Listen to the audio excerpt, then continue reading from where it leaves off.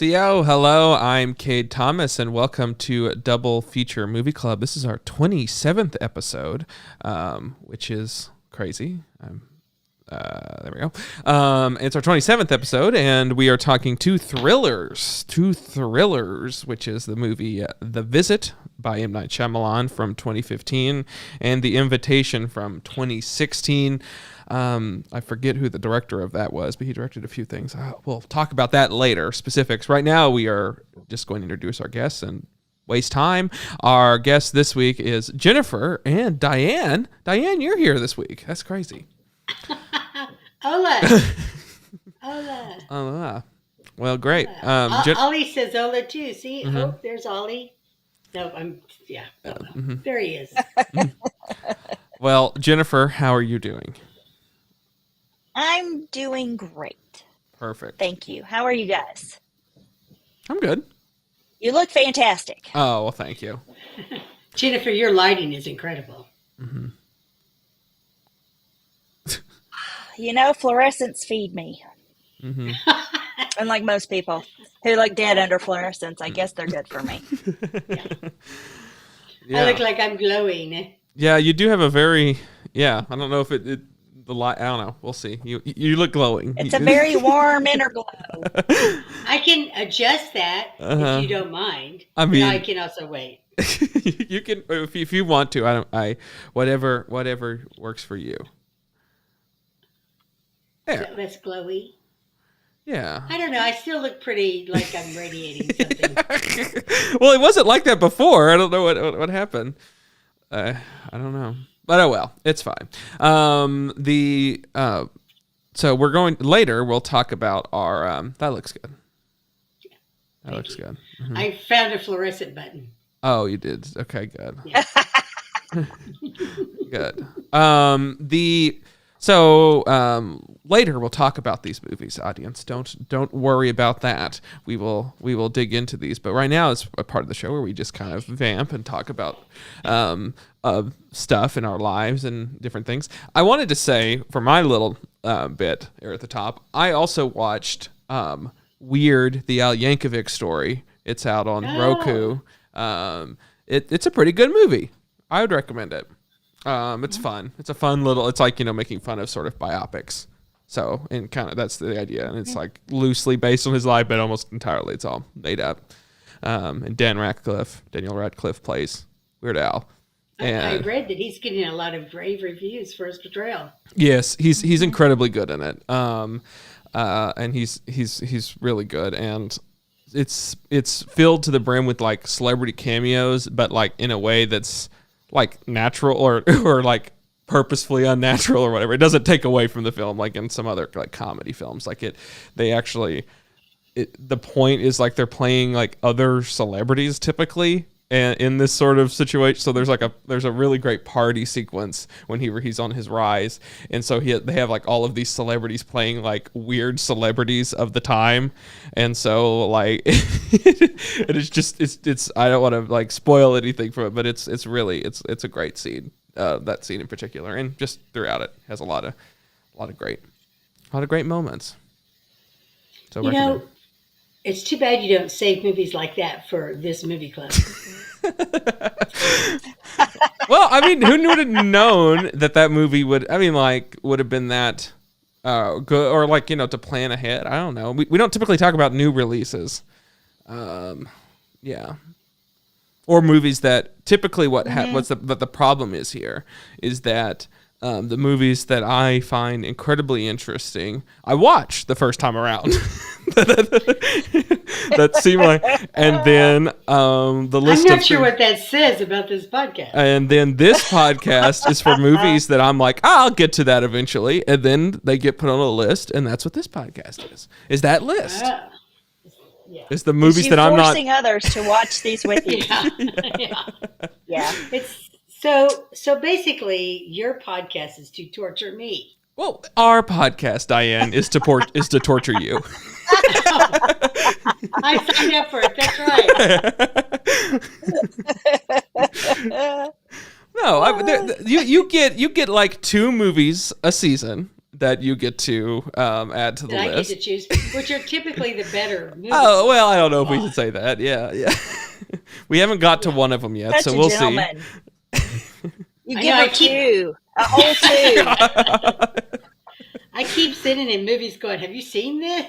Yeah. I added Margin Call for you. I wasn't. Which it was a good movie. It was a great movie. It was a great movie. So far the best one we've seen so far. Yeah. I don't know if that was your recommend as much as I don't know. I mean, but it was me for you. But there's been a few of those. I mean, I wouldn't have ever watched Ruby Sparks, but I put it on the list for you, Diane. And weren't you glad you did? What a great movie. Nah, I wasn't a huge fan, but But very entertaining. it was yeah, sure. It was entertaining, I guess. Yeah. Yes. I don't think yeah. Who knows what I said back then? If I recommended it or not, I don't recall. But later in the show, you'll get to probably write something a drink emoji, and I can't because that's not mine. Yeah, thank you for the drink emoji. Okay. So when your friend asked you why the heck did you this movie podcast with an ancient person like me? Oh, I don't think they tell phrased it that way, but so that you could so you can torture a senior citizen, and it's legally torture a senior citizen. There was a guy in California, who just got charged with, elder abuse. oh, are you calling this podcast elder abuse? Well, I'm just saying. You're implying it. You're not directly saying it. Sorry, Diane. Are you implying?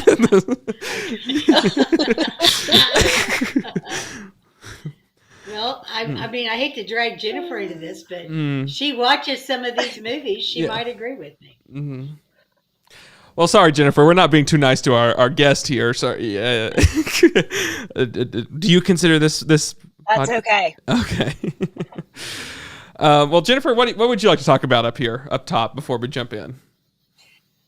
I love listening to you guys. I'm doing just fine. Just listening to you guys go. Oh, well, thank you. Yeah. Just continue to chew on each other. I love it. Cade's other podcast called Cade's and Friends, which is also available on all of the channels, and you should like and subscribe, yada, yada, yada, which I know you do, Jennifer. Yeah. The highest rated Yes, I do. of those podcasts has been the one you and I were on. So I think we're quite the trio. Yeah. We'll see. I believe so. The next one will be Jennifer's podcast. So, yes. We want to do another one, too. Okay. We want to do another one after a late night run for pancakes at a, truck end stop. of the universe truck stop. Yeah. Yeah. Or maybe it's the center maybe of the Dining even Universe. From the diner. Well, yeah. Can we do it there? That would be awesome. I think that the lady would be fine with that. Oh, she would. She'll remember us, too. Yeah. Oh She did remember us. So Yeah. I'm pretty sure that there's something Twilight Zone-y about that place. Yeah. I'm concerned about more of like if we bring our equipment in, it's going to get like syrup all over it and or something. Well, that's possible. Okay. It's not going to be too pristine. But that's also your equipment, so Diane and I don't need to be that worried about that. Well, I don't care. That sounds like a Cade problem. Are we concerned that I'll phrase it differently. Are we concerned that the equipment is going to get away with our smorgasbord of food? Is it going to take up too much real estate on the table? Oh, no, that is a much different way to frame things. Well, you're talking about shutting us up. Yeah, that's right. Because we do fill the whole table. Yeah. Yeah. We may have to sit somewhere other than a booth. That's We true. have to put some tables together and treat it like a trivia night. Yeah. Jennifer, I must say, your background, which I know is not a green screen, makes you look really smart. It does. You look terribly smart. you could go a little ways over in any direction, you would just see a mess. So Oh, I know. I have it angled just right. But even then, there's still, here we go, Mhm. a big old pile right Yeah. up there. So, Yeah. Yeah. right there. It's Um, being a museum curator is messy work. It is messy. It is Uh-huh. messy. It's a messy Makes you job. look like you're in the middle of intense research, is what it looks like. She looks like a PhD. We should call her Dr. Jen. Yeah. I wanted to get a PhD, but I crapped out on my master's. That was it. I had enough. Yeah. I was you like, were no, done. I can't do You it were done. anymore. Brain is Yeah, full. I was done. No more capacity. Yeah. Yeah. I admire you- all those who do go all the way because, woof. And Yeah. they should be called doctor because you work Yes, hard they for that. should. They earned it. Yeah, they did. But you look incredibly smart. You're framed like a very smart person. Yeah. Yeah. I have a fake plant and a dog, so that doesn't say much about me. I have a movie collection behind me and You've got some games. old DVD. Yeah. And games, yeah. Off screen, I have some VHS things. You got a Like a Pac-Man very studious person, a Pac-Man machine, like a very studious person has. I think it's our backgrounds represent who we are. I think so. I think really do. you're right. Yeah. Yeah, And yeah, if you aren't listening to or watching the video version, this would be a good time to plug our video. You can watch us stream live Sundays at start saying 6:15. Sundays at 6:15. I thought it was 6:15. Well, yeah, I mean it is, but it yeah. Well, it is. You're right, Diane. Ish. It is. Sundays at 6:15 on youtube.com/Cade Thomas. And you want to watch us live because stuff happens. Stuff happens. Yeah. Sometimes Ollie starts barking. Mhm. Right Now, he's Jennifer, putting his foot. yes, I agree. But Jennifer has a different perspective. So now's the time, Jennifer, to plead your case as to why our podcast is better than our video version. Oh, hey.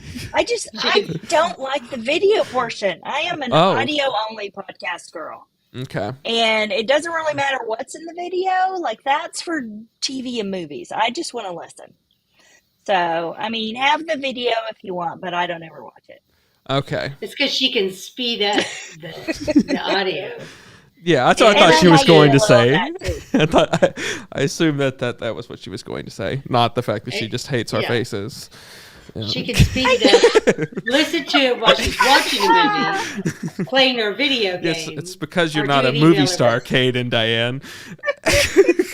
We do have movie star good looks, don't Yeah, we? Know? I think We so. all have Maybe- busy lives. Or We have maybe things just- to do. And if it's audio only, you can just go do your stuff and listen to it. And maybe if you're listening to it double time, you can listen to that much more. Okay. Okay then. Well, you haven't persuaded us, but maybe you've persuaded some audience members. Anything's possible. The main information there is that this is available tomorrow on your favorite podcast That's right. network. Yes. Like, Movie subscribe, platforms. Like, subscribe. push all the buttons, make Yes. everything red and pink and blue, and with thumbs ups. Yeah. Yeah. If you could change this into any color, go and do that. With any button click, do that. Yeah. Yeah. Do whatever you want, but make sure you subscribe. Mm-hmm. Yes. Can I do a public service announcement? Yeah, go ahead, Diane. Okay, so today is Sunday, November Yes. the 6th. That is And- accurate so far. Yes, and Tuesday is Tuesday, right? November the 8th, Okay. correct? Tuesday is November the 8th. I don't know where this is going though. On Tuesday, Election. November. Oh, yes. Sorry. Yeah, that is. What do you mean? You don't know where this is going? Go vote. It may be your Sorry, last chance to that's vote correct. in this country. You need to go do it. Exercise the last actual right that you have. So go do it, Okay. please. Don't care who you vote for. Well, yeah, I do, but go vote. Mhm. Please go vote. All you young people listening, I know that you haven't had an opportunity to vote as many times as I have, and I want you to have that opportunity. So go do it now. Thank you. Well, good, Diane. Thank you. Yes, that's a good use of your time there. Yes, keep in mind I graduated in 1973. I know what the world was like before 1973. Yeah. Go vote. Thank you. Yes, good. Thank you, Diane. Yes, I agree. You're right. Be a good citizen. Well, good. Do that, but also listen to the rest of this podcast. Is my public service announcement. Yes. So and like and click all the buttons. Exactly. So we're going to go into our movies now, since we have delayed the inevitable and said some very important things. We're going to talk about the thrillers, The Visit, and The Invitation. But first, The Visit. Diane is going to give us the plot point breaking down of the movie The Visit from M. Night Shyamalan, and right after this little musical interlude. Here we go.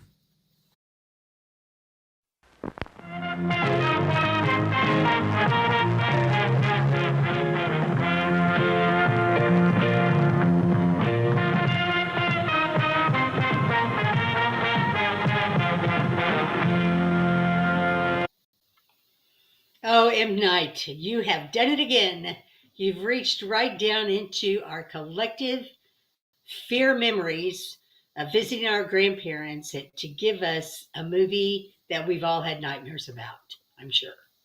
So, just to give you a rundown, we have two children, Becca and Tyler, whose mother is estranged from her parents, and her parents have reached out and asked these two children to come visit them for a week so they could get to know them. So, The Visit is all about these two children going to meet their Pop and Nana. In case you have any people in your family called those names, you might want to, I don't know, think about that when you watch this movie. And the fun ensues after they arrive. And I think that's about as much as I want to say about this without you guys talking about your impressions. Cade and Jennifer. Cool. Jennifer, what did you think about this movie? I loved it, but also it traumatized me. Okay. I have to say, this is my favorite M. Night Shyamalan since The Sixth Sense. I think this is the first time the old Shyamalan twist worked for me again. Because with all the others, he keeps trying to do it over and over. So you're always expecting the twist. And it kind of ruins it when it happens because you're expecting something. And even though I was expecting something, it was very different than what the different things I'd come up with in my head. Mm-hmm. So it worked for me on that level in a way that his movies haven't for a long time. This one was built around a reveal, like whereas like other ones of his, it's very much like it's not expected or like it's not necessary or whatever. So it's built around a reveal, and I think it plays into knowing that it's an M. Night Shyamalan movie, and the fact that like this one's built around a reveal, so your head's going all over sort of different possibilities and everything, and for it to take sort of a very with light spoilers, even though it's just I'm just going to touch on it briefly, to take such a realistic sort of twist was a little bit more shocking than if it would have went fantastical. I think we should just say spoiler alert at this point from here on out. Well, I don't think you can talk about this movie. I mean, we'll do some light things. Did you like it, Diane? Did you like the movie before we go into that? I did. And, when I introduced it, I said, reach into everyone's childhood fear. Mm-hmm. My little brother and I had to go stay with my grandparents who owned a dairy for 2 weeks every summer. So my two older brothers would go 2 weeks, and then we would go the next 2 weeks. And their old farmhouse had every creek and every, it was a scary kind of place to be in anyway. And you're out there, I didn't grow up in the city, but I grew up in the suburbs. So being out in the country like that is a completely different atmosphere. So there's some childhood fear in there anyway. I really related to it from that perspective, and thinking that, these two kids are out here and they're completely out of their element, and how kind of scary that is anyway. Like the shed, the first time he sees Pop going into the shed, he's like, oh, oh, the shed. I could remember being a little afraid of where the shed was out on Grandpa's property out there. Mm-hmm. So yeah, I thought he did an excellent job of kind of playing on this shared, I guess, childhood memories that we all have. Not everybody has grandparents that are in the country, but a lot of people do. Yeah. So I think he did a good job of kind of playing into that and giving it that kind of creepy kind of feel that it has. Yeah. So yeah, I like the movie. I agree. Yeah. Although I wasn't surprised by the end, though. I mean, I saw that coming. Yeah, I did. I knew something was coming, but I didn't know that was coming. And we can get into spoilers, they did a good job of giving us hints. Yes. And okay, so we can just we go into spoilers now. But to build on what Diane was saying, go ahead. I do want to say it's the fear of being somewhere different in the country and old houses, but also there's a fear and horror of old age that we all have. I mean, honestly, most kids I know are afraid of elderly people. I mean, just at a basic level because they're so different, but also I think we all understand instinctually that's where we all head. And there's just something, it's a natural process and nothing to be afraid of, but sometimes it can be a bit horrifying. And they really played that up in this too. I think they did horrifying effects of being older. Yeah, and they picked the right ages for the kids. If they were younger, it would have been the same. Because even in my family, the youngest ones, they just love my mom, right? It's not until they get to that middle school, teenage kind of that they don't, that they're kind of really when vanity starts to hit a little bit. Yeah. And they're a little bit of afraid. And I love the fact that the girl looked up sundown. Nothing that woman did was sundowning, but but she it gave her an opportunity to put a name to what she was seeing, and even though it wasn't that at all, and to try and normalize it, but also that generic description of sundowning. If you didn't already know better, you could sort of be like, well, maybe this is normal. Yes. Yeah. And I do think that it played into her well, don't you know, like he's saying it's like a medical thing and she thinks she's incredibly smart. And so her reading this and it having these technical terms, she's like, oh yes, that's what it is. That's her character. Because she being very smart's part of her personality and she wants to kind of hold that over her brother. And so I think that played into it quite a bit too. It's kind of a filmmaker thing. Oh, okay. Wouldn't you say, Jennifer? Yeah. Yeah. Filmmakers are like that. Yeah. Yeah. And I love that the younger brother was so much more street smart than she was. Oh, yeah. I mean, he knew right off the bat, this is not right. Something's wrong here. Yeah. But she kept talking him out of it. Yeah. She was the one who was trying to normalize it. But they were. It was so gross. It was still, I don't know if you guys want to talk about that part, but that's the rap at the end that references it. I'm traumatized. But at the same time, it is set up and payoff like it had been set up. So I mean, whatever you want to say about it, it was. I kept expecting this is going to come back. Yes. Yeah. Because it didn't. It's not going to end with this. Yeah. Yeah. And that is not what you do with diapers that old people wear at all. You don't pile them up in a creepy old shed? No. Huh. No. Well, you learned something. Or slap people in the face with them? Yeah. No, thank you. Yeah. Yeah. I thought that there was a lot of I agree that it was very much playing on sort of all the fear of the elderly, which is a thing in horror. And I made a note, past tense, just some thing for the audience. The three of us went to see M. Night's most recent film when it was in theaters, Old, which was also kind of about that. So I had a notice this M. Night Shyamalan just really scared of old people and aging in general.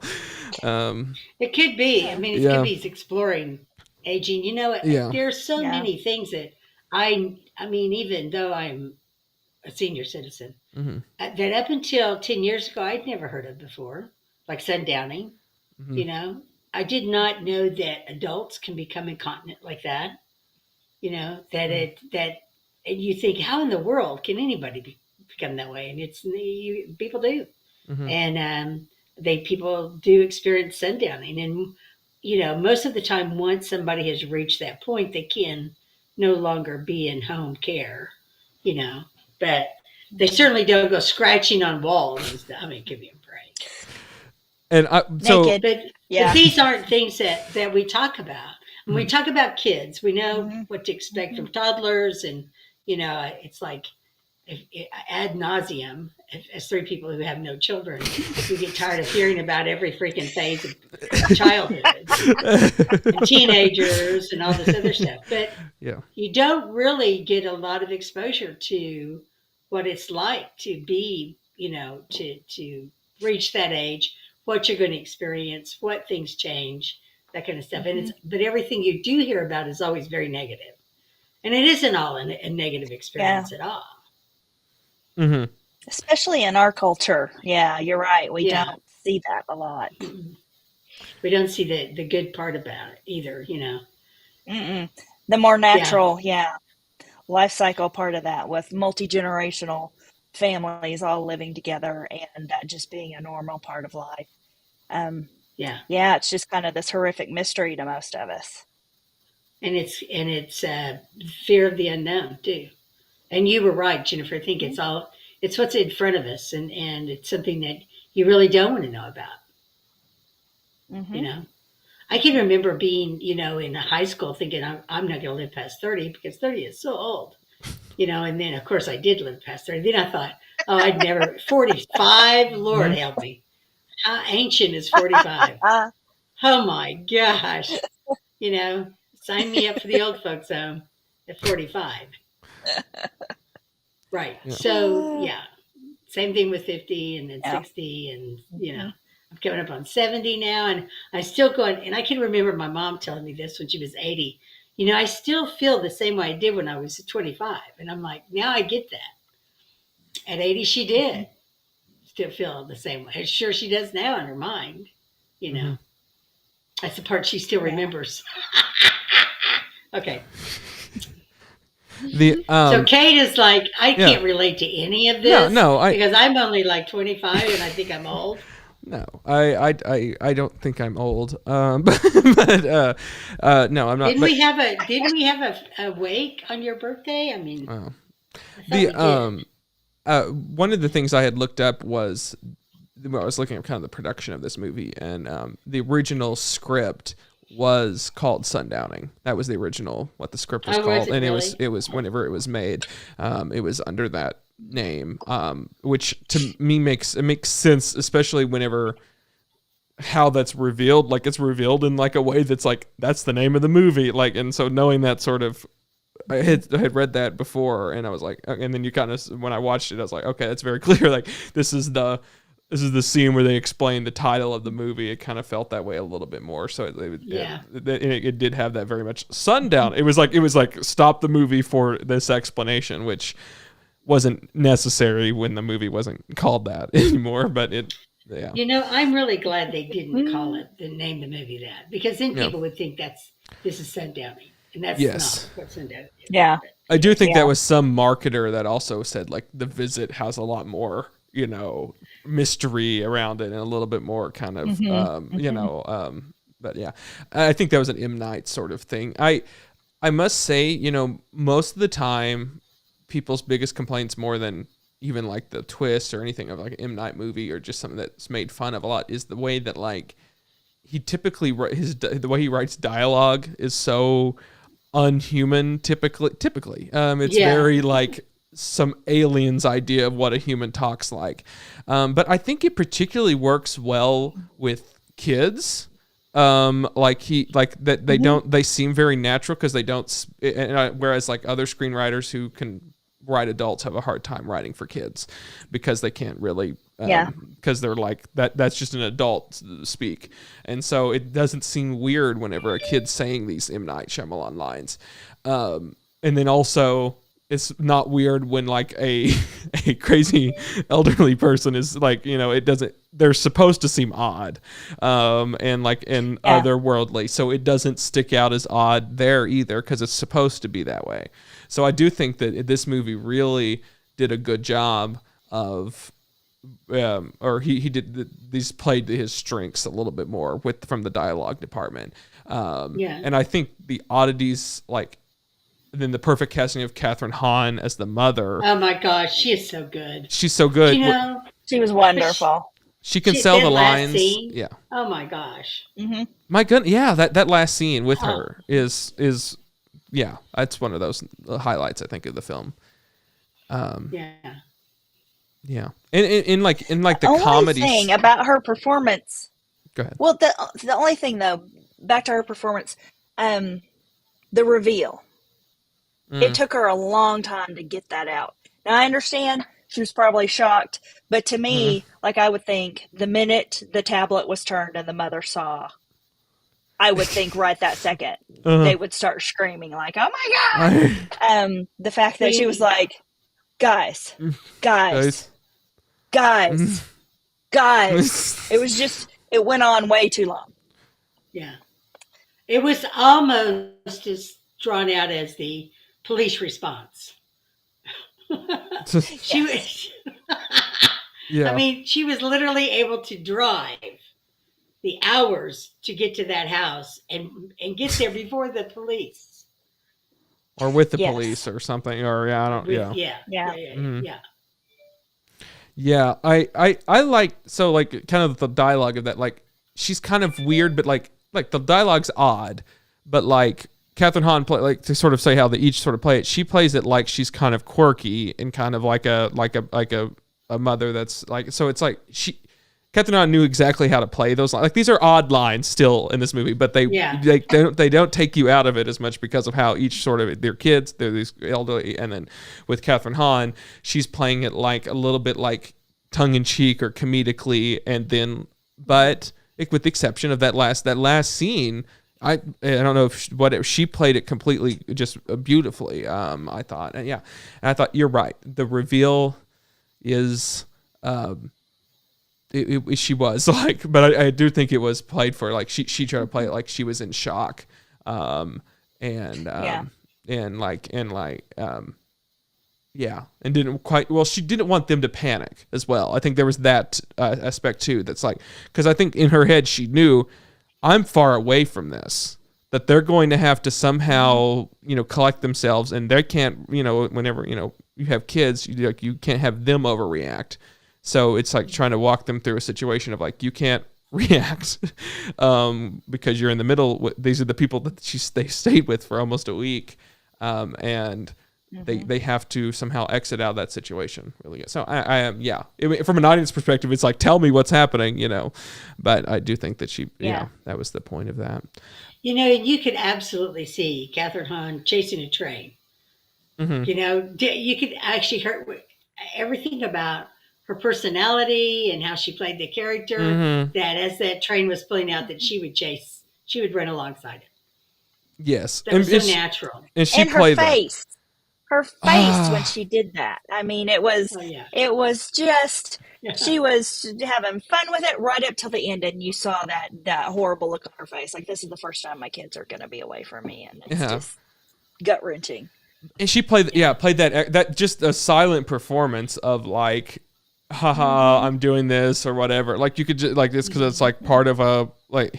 So just to clue the audience in, so they're in the train, they're riding away to go to their grandparents' house, and I don't know if this is part of your thing, Diane. I don't remember, but there's been some sort of incident before this that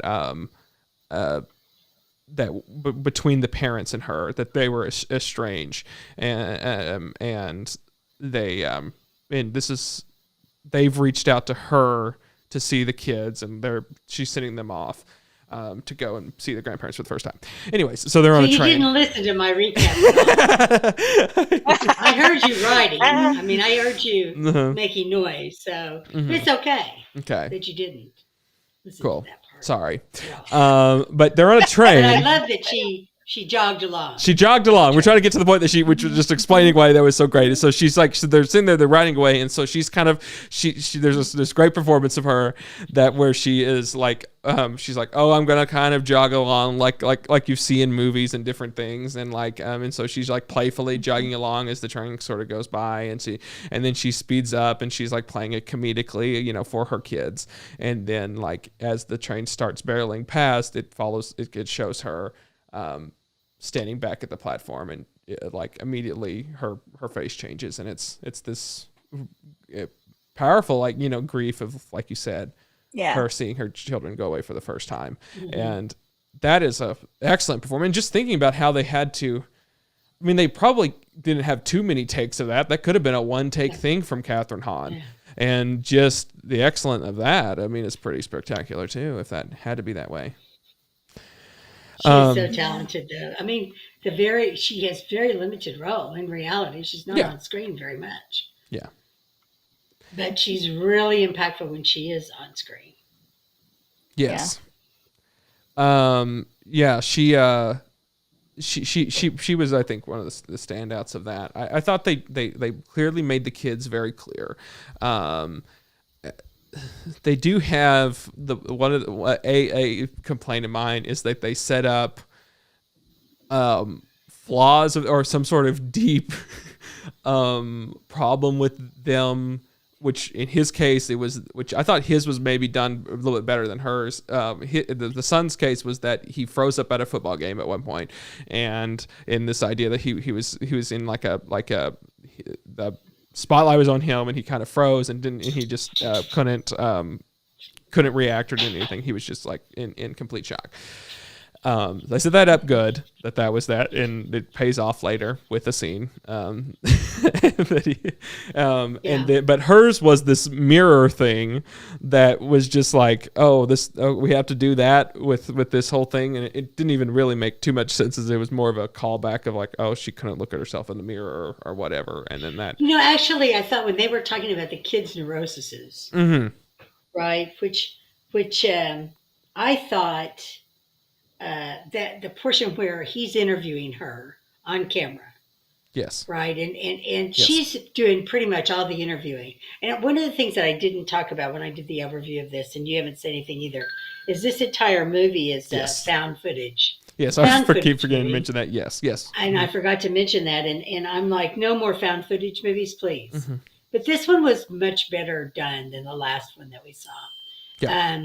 And she is the filmmaker. She's the person who's doing the found footage. Yep. She's given her younger brother an older camera she has. So he's doing his footage too. Mm-hmm. And she's interviewing the few people that are part of this movie. And he interviews her. And I think that was a really an excellent moment between the two of them. I agree. Because it showed that he, as a brother, was paying attention to her. Mm-hmm. That he had noticed that she had this issue. Yes. Now, as far as it being used later, when she kills the old lady, I was pretty disappointed in that aspect. That's what I'm talking about. Yeah. I wasn't. The setup. That was enough. That was enough for that. He didn't have to call back and do that. Yeah. Yeah. They didn't need to have her look into a mirror during the fight and break the mirror and yada yada yada. To me, that was. But it's M. Night. What are you going to do? Just like the same thing with the little boy and that using the tackling of the old man. Yes. But the best part about that deal was when he shut the freaking refrigerator on the dude's head over and over. And I hate over and over again. Because the kid was right. Shit doesn't taste like chicken. Yeah.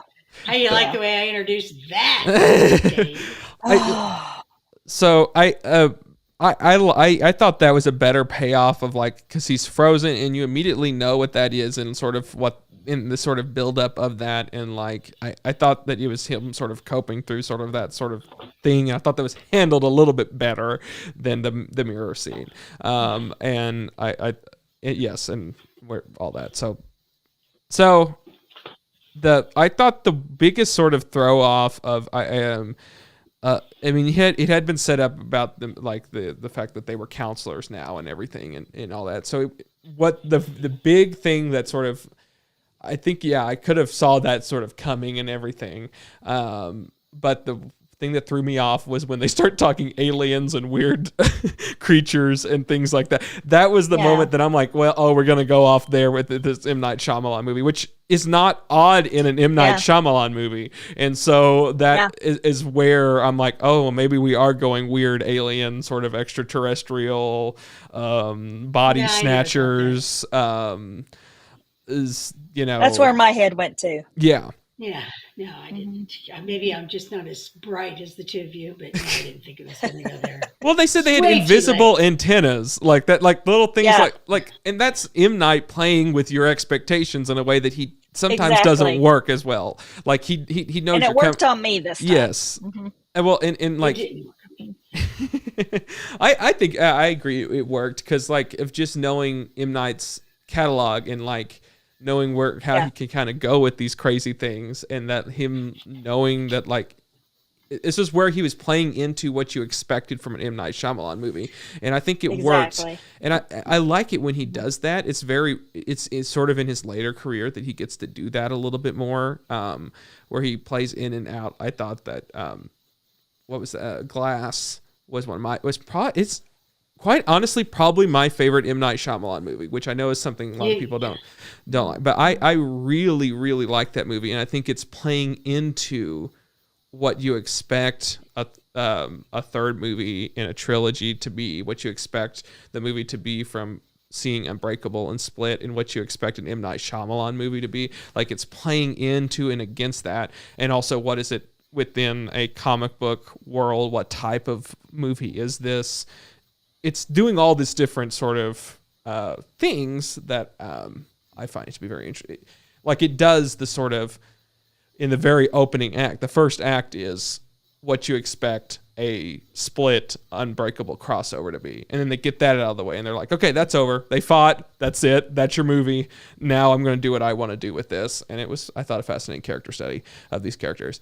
Sorry, that's a diverged there a little bit, but I thought that this movie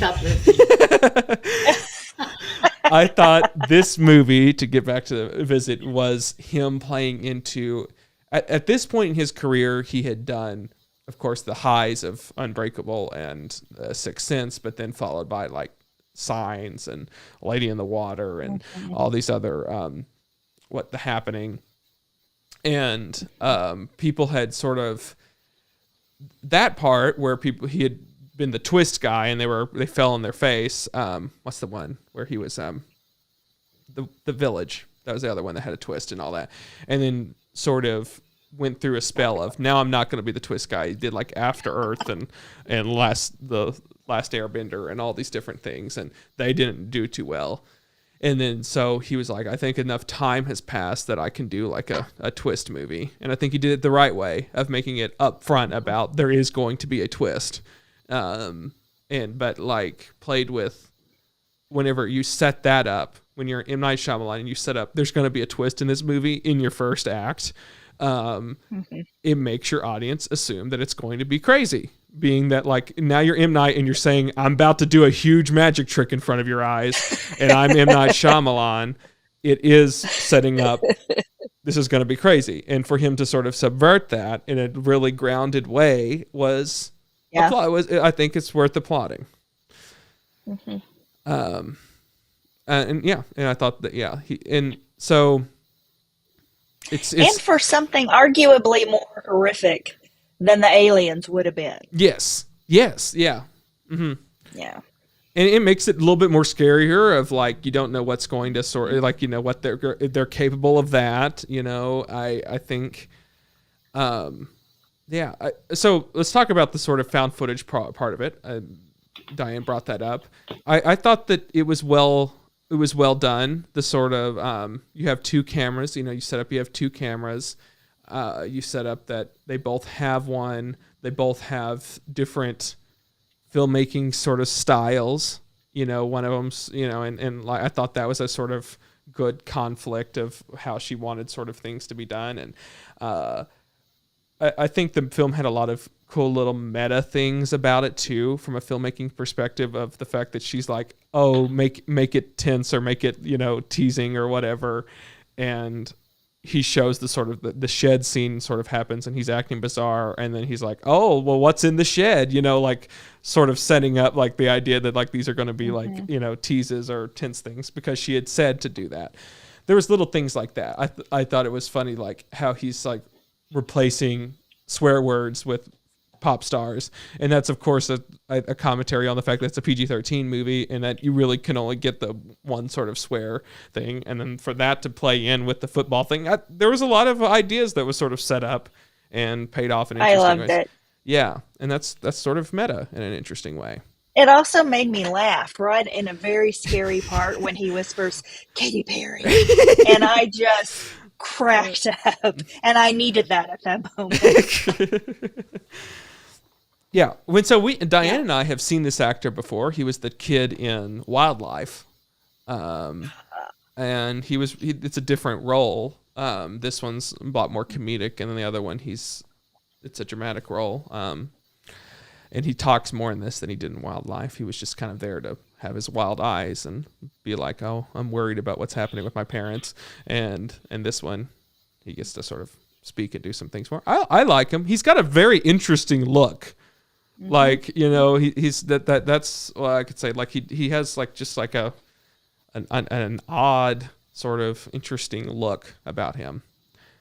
And he's not growing at all into a generic kid actor. Yeah. Mm-hmm. Yeah, and as he's gotten older, when you look at more recent pictures of him, he's growing into it. Good. And he was actually acting.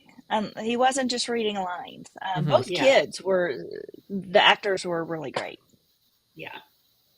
Yeah. The girl played Priscilla Presley in the Elvis buyout. Mm-hmm. Oh, I didn't realize that. Mm-hmm. Yeah, I don't know. I guess we can go into any sort of standout scenes that we haven't talked about. Anything that you think that we could, or any standout things in general that you would like to talk about? I thought you already talked about them all. Well, I said any Diane other ones. already brought it up. Okay, you want to talk about it? Do we want to talk about it in depth? Yes. Okay, Jennifer, go ahead. Go ahead and clue the audience who haven't seen the movie step by step what happened. Okay, so the boy has a thing about germs, and there is a scene when everything is starting to just go down the tubes where the pseudo grandpa smacks him in the face with a dirty diaper, a poopy dirty diaper. I wouldn't just say smack it. I wouldn't say smack him. Yeah, well, not smacks it, is rubs it in his face. Rubs it in his awful. face. Yeah. It is awful. It is really. So if that kind of thing bothers you, I will never be the same again. So if like fecal stuff disturbs you, then this may not be the movie for you. Well, you can make it like 4/5 into the movie, right? Well, I guess no, not if you're right. You're right. It is set up early, and there is an opening or whatever in the beginning. And then just when you start to recover, that little kid starts rapping and about how it doesn't taste like chicken, which just brings the horror back. It's awful. It is awful. I was waiting for Catherine Hahn whenever she shows up at the end, because like he still would apparently have this all over his face. But it was raining. It was raining. Yes, it was that. That was the only thing that was like, okay, I can suspend my disbelief a bit because I had to run through the rain. Maybe There's not enough rain in the world. I know. Yeah. I was waiting for because Catherine Hahn could have sold that joke. She could have, if you gave her the joke that her child has fecal matter all over his face and she's hugging him, she could have give that joke to Catherine Hahn and she could have made that sore. But she didn't, because I guess it wasn't the appropriate time for that joke. I'd have preferred to watch one of the characters being skinned alive. That would have disturbed me less than what we did get. It was just, it was so bad. That was. For a germaphobe, that would be a horrible, horrible thing. I must say, I think that the rapping was worse. The child rapping was worse for me. That was a level of cringe that was prolonged for several minutes at various points in this movie that, like, I could get away with, like, 5 seconds of that scene versus like, oh God, I have to sit through this for 2.5 minutes. Mm-hmm. So that was worse for me. The rapping was pretty bad. It was bad. But it was so bad, it was a little bit charming. Not Charlie charming, but I mean, I would agree. It was so bad. It was realistic, is what I would say. Yeah. When the conductor on the train was doing the beatbox for him, that was yeah. Oh, I loved that the guy was like, on the train was he was like, oh, I wanted to be an actor or whoever he said there is like, because like she has this camera. Yeah. There's just little moments that sometimes M. Night does a really good job with like these little characters that are just odd and interesting. I thought, the grandmother, who of course isn't the grandmother. There was the little stuff about her, like referring to her as like Cecil DeMille or Cecil DeMille, and like the fact that she gets like all dolled up to be the star of her picture is, I love that. Okay, so at what point did you guys figure out that these weren't really their grandparents? Well, you knew that they weren't really their grandparents. I didn't until she was chasing him under the crawl space. And then I was like, they're not. But I didn't think they were who we found out they were. Mm-hmm. I thought, they were going to be like some kind of weird alien thing. Someone who's taken over, like a body snatcher situation, that they're aliens who took over their body, or the fact... exactly. Or they were dead and came back to life. Yeah, some sort of zombie. Because they kind of do Especially some Romero references. Especially the way she kept moving. Like, who has seen a woman that age move like that? Mm-hmm. It was just, whoa. Under the house, they have thing too. That bothered me. I think there was set up like she could have had some sort of, or that they could have had some illness or something that like, caused them to be this way, or that they were them, but they were under some sort of thing. Yeah. I mean, the thing is set up pretty early that they're not, obviously 100% or whatever the case is, but yeah. They've been replaced by something else. Yes. Yeah. Okay. Yeah. When the first guy was going. Oh, and then that discussion where she starts talking about the invisible antennas just kind of confirmed that. Yes. And cemented my trail down the wrong route, which it turned out to be fantastic, because it wasn't at all what I was expecting. Mm-hmm. But still, like, not like a loose thread. Like, that was, I mean, the reveal, of course, is that they are these, psychiatric patients or whatever, people that's escaped from the asylum there, and that makes complete sense. I mean, it's not a red herring. I mean, it's a red herring plot wise, but it's not. It's within those characters, and it all makes sense by the end of the movie. Like, of course, that they would sort of think that, or they would say that, or that's a clever use of. I mean, it's a very clever idea of like a distraction, but of course, from these characters' perspectives, that makes sense by the end of the movie. I think it was incredibly well scripted and well thought out and well paced. Like it was a very well made movie, in my opinion, except for some weird little things of like the mirror stuff. I love that that it was, I think the other weird part was, I don't know if the father stuff really worked all that well in a lot of places. It seemed weird, like he wasn't in this movie, and that they repeatedly made that a big deal. I mean, it's the crux of what caused the family to fall apart before and during it, but it's in it like after the Catherine Hahn scene, that's where you end your movie, and then they had this weird sort of flashback sequence with like the father and these kids. Like, that was odd. I found that to be... Well, I think that was showing that the girl was willing to put him in the movie at that point. I think it was intended to show her growth, rather than actually have anything to do with the father. But you're right. They kept referencing it, and it didn't ultimately. Nothing really came of it. Yeah. And like I thought that was a weird sort of family thing. That's like, yeah, that is. I mean, that like it. it's believable, and it's also it's because it's a choice that's like, okay, I mean, you can kind of get all sort of perspectives with how that all happened. I so I thought that was also pretty well done. Okay, so in order of ranking by Rotten Tomatoes of M. Night's movies, Yeah. this movie, the Visit, is number 5. Okay. What's above it? Which is Unbreakable and The Sixth Sense, and I don't know what would be Split. and Sorry, yes. Sign. Signs. Yeah, Signs was above it, Okay. just barely. But anyway, What's below it? what was below it was the next one was Old. Okay. Your favorite, Wide Awake, Village, Glass was number 9. And Glasses. Lady in the Water, number 10. And then it just goes downhill from there. But, Yeah. What's his last one? Oh. The Last Airbender. Oh, okay. Yeah. It got a 5 from the critics. Never saw that. Never saw that audience. One. After Earth got a 12 from critics and a 36 from people. The Happening got a 17 from the critics and 24 from the audience. I don't think I've ever seen that one. Mark Wahlberg is the star. I see. And I haven't seen it. It's trees. The villain's trees.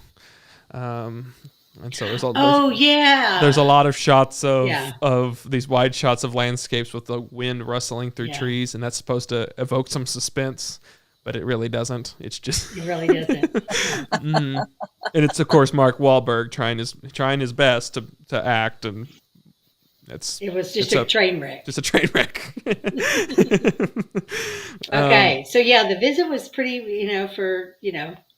it was number 5. I didn't mind Old. I kind of liked Old. I think you two were the ones who didn't like Old. It was very M. Night in a way that was like kind of charming, and in a way that's like, oh, this is like the worst of M. Night, but like in a kind of I think a charming way that a lot of his bad ones aren't. I think he kind of leaned into it a bit. That it was kind of fun. It was kind of campy in some way, I thought.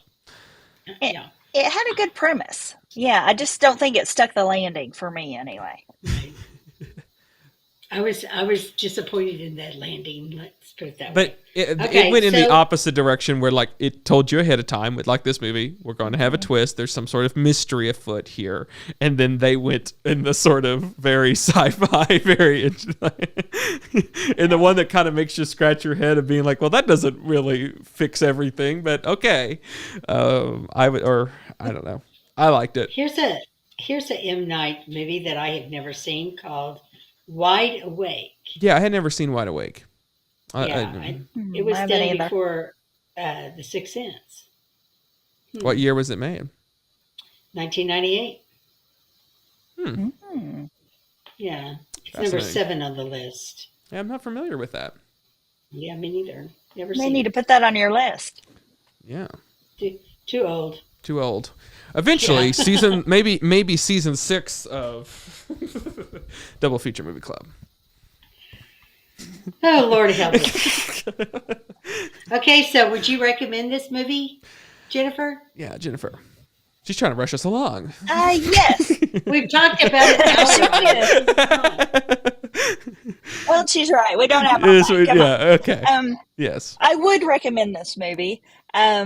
I did, despite the fact that I will carry parts of it with me to my grave, in a very bad way.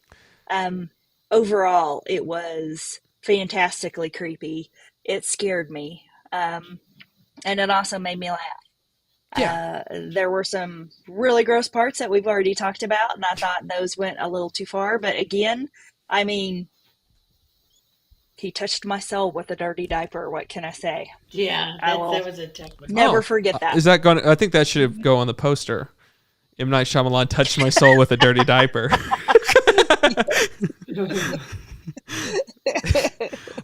Jennifer, what are you going to give this movie? Can I use the poop emoji? Sure. I want to give it 10 of 10 poop emojis. Oh, okay. That's strong My praise. scale's 10. Yep, and I'll give it 10 out of 10. Okay. 10 out of 10 poop emojis. I also watched this after the next one we're about to talk about, which probably made this one look even better. It's not enough poop emojis. That's 7. I think this is right. Well, we can say 7 out of 7. It's all the poop emojis. You could have done 5, but that's good. And Cade put it on my face to begin with. Oh, okay. Oh, you want it right there? Okay. Diane, what are you going to give this movie? And make it sure it's a drink emoji. Well, I am going to give this movie 5 hot cups of soup.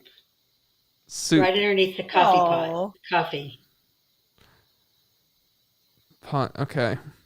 That's. You see it? Is it this? Is it this? Listen, can I have the pot pie instead? You want to? Okay. You can get the pot pie. Okay, because it's close to the drink emoji. Mm-hmm. You're starting to venture out. I know, but it's perfect. Nana was a good cook. That's an excellent choice. She was always cooking something, and she was making some pot pies. Remember after she chased him when they were playing hide and seek, and she chased him? Yeah. Got her knees all dirty. Got her skirt stuck into, and showed her bare butt.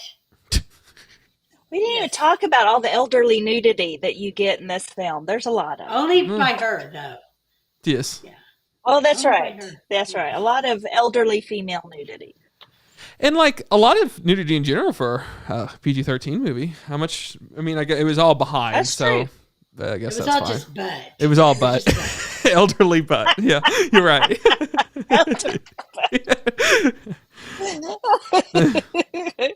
I don't think we would have wanted to see the elderly man's butt. I just from the diaper situation we had going on. I didn't want to see her elderly butt. You're right. Well, yeah.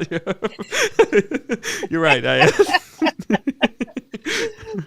But if I had to choose between the two, I guess I would choose her. If I had to pick, because of the whole diaper situation. Yeah. Is it just the one pie? Is it? No, I was like a 5 pier. Oh, 5 pies. Okay. Yes, 5 pies. Okay. 5 out of 5. I might have said 3 to begin with, but I'm going to go with this is a good movie. I'm going to recommend it highly. It is a good movie. Mm-hmm. Yeah. Yeah, which I had the poop emoji, but Jennifer took all that, so I guess I'll just give it a video camera. That's what I'll give it. There you go. Give it a video camera. It's a little camcorder too. And I thought you would enjoy watching another filmmaker making a film. Yeah, I thought, and I liked how that allowed them to do unconventional shots, and I also liked that it was very thought out where the cameras were. Like that takes me out of a lot of found footage, and I thought the smart thing to do was to have them both have cameras. That was incredibly smart, which allowed you to vary it up where it's not like a typical found footage movie where you only have the one and there's impossible shots that's made. So I thought that was really good. I thought it used its budget well in the sense of like it was very it was made for $5 million. I don't know if you heard this, but like M. Night had a hard time financing this movie. In general, M. Night has a hard time financing his films because of how poorly they're sometimes received. Now, post post After Earth and some of that stuff. But he put he mortgaged his house or put a lien on his house or something for this movie. Wow. And because he felt so strongly about it, and it paid off really well. This is his biggest hit for this time period in his career, and so I'm glad he did this for this movie and not other things of his, because that wouldn't have been a good idea. But I would love to just hear like a podcast with M. Night sort of talk about his career, because it's a fascinating one. It's a very of ups and downs, and like how assumingly this movie would have, like, he couldn't get a film made, and then he made this movie, and it was such a runaway success that kind of fueled the rest of his career, I would imagine, is the success of this film and how well it did on a small budget. Is it kind of researched. So I don't know. Fascinating. I had a fascinating career. That's what I was going to say there. Okay. We all recommended it. We did. It's a fun movie. I wouldn't say it's like a, I might have said it was a little bit greater than what it was. It is fun. It was a fun movie, and it was well thought out, and it was well made. Mm-hmm. Yep.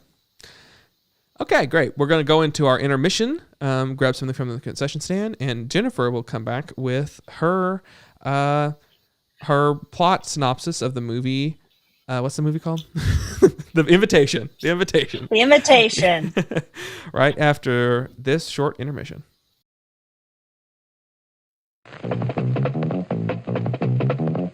Good evening, ladies and gentlemen. It's intermission time. All these delicious treats are waiting for you at the refreshment stand. Delicious fresh popcorn, ice-cold cola, and candy you know and love. They're all ready for you now, so you won't have to miss any of the feature. Come and get them. And now, on with the show.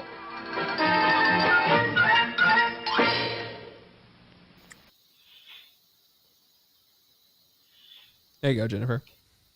Tell us the plot of The Invitation. Oh, hello. Of The Invitation? So this is an invitation to a nap. This is a non-thrilling thriller about a gentleman who receives an invitation to a dinner party from his ex-wife. And he brings a date, and it's supposed to be, tension is supposed to ratchet up through the night, all the way up to this horrific culmination, and it just fizzles. The whole thing fizzles. So, preview of my review there. Yeah, it's a bunch of people having a very pretentious dinner party, trying to pretend that the cult members in their midst are normal. And yeah, so that's The Invitation. That was great. Oh, I forgot to get rid of our emojis. I assume for you it'd probably be about the same, but for different reasons. Well, I'm hoping that you have like dead coyote emojis or something. Oh man, I'm so glad Ava missed this movie. Yeah, this is a movie that I have heard a lot about. It's so one back in the day, Netflix. This was one that was always on the list of like, I used to watch a lot of thrillers on Netflix. All these like low budget thrillers, and this was always the sort of gold standard that people said. This was the one that people said was real good and this well made and everything. And I just had never watched it, and it was always there and just never saw it. And now it's there, and I saw it. And it's not awful. It's just kind of meh. This way I would say it. There's some. Is it not awful? The standout to me is John Carroll Lynch. That character actor comes in and it's like, okay, let me actually do some character acting here. The guy who killed his wife. Spoiler alert. I thought he was great. He's great in everything. I do really like him a lot. And he was believable, but he also was so good that he didn't fit with the rest of them. Well, yeah. I mean, on an acting level, he didn't fit with them. Yeah. And visually, but he also did not. his character didn't fit with the rest of them. No. No, he sticks out hugely. And like, but like, yeah, he's. Which I think was okay from the cult perspective, right? Yes. That he's a member of the cult, right? That they're trying to recruit these people into or whatever they're doing with them. So that kind of being different was okay, I think. Yeah. What was really not okay is that he was such a much better actor than the rest of them. Yes. That really made the rest of them look a lot worse. Yes, he was acting circles around him. The lead guy, Will, this Logan Marshall guy, has been compared to Tom Hardy. Well, we can't. We're not supposed to. Oh, you're not supposed to make us laugh at people's acting abilities. I didn't say Diane. it from an acting perspective. He's just been compared to Tom Hardy because he supposedly looks like him. Of course, the beard, which I couldn't tell if it was fake. I think you're just trying to bait Jennifer now. Fake. She is. And I take it because no. Googling. Mm-hmm. Google him. You'll see. Anyway. But also the other people at the party, their reaction to that guy, their reaction to finding out their friends are in a cult, their reaction to being shown that video, none of it felt real. It was just like, are any of you? They didn't feel like real characters. I didn't feel like that's how people would react. Would you if you went to a dinner party and people showed you cult videos? So like there's two things there of like, one of my biggest complaints is, especially by the end, like the last sort of thing in the movie, where it's sort of almost revealed that there's a bunch of these people that's having these exact same dinner parties around, that it would suggest that this needed to be a more well-known cult. That like everyone needed to be like, oh, they've joined the invitation as well. The cult's called the Invitation as well. That needed to be set up before. Like it was almost like a like some sort of well-known sort of cult that everyone sort of knew. And right, they didn't need to go all the way to Mexico for 2 years. Yes, we remember when half the freaking country is or LA at least. Yeah.